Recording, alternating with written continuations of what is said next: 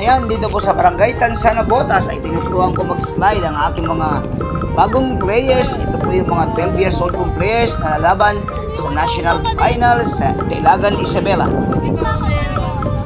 Habang nag-aaral kami mag-slide, naku po, ang aking mga ibang bata ay hindi ko napansin, ito na pala ang ginagawa.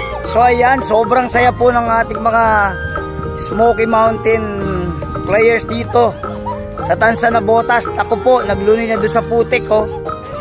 Yan.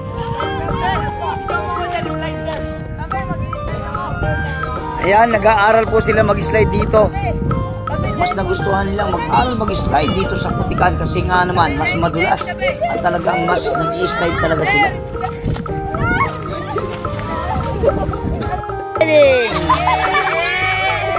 Ayan, nandito na sila sa putikan. Grabe na dito!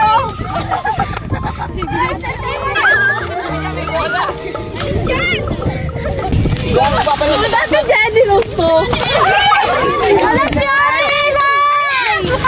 Yung spike! Yung spike! Nagpapalit ako kaso wag na. Pero ayaw mag-spike. May wala akong pamalit. Meron din po mga hindi nag-enjoy. Bakit kaya? Bakit kaya sila hindi nag-enjoy? Oo, sir. Hindi kami kasali eh. Pero kung isang bata gustong sumali, kaya lang meron siyang isang kondisyon. Basta huwag magpapakita kay mama, sir. Tama na. Sali ako magpapakita kay mama, sir. Love stars. Namumula yung mata. Ano? Bati ka muna sa mama mo. Ayan, hindi na sila talaga natigilan. Nakita sila ng konting tubig.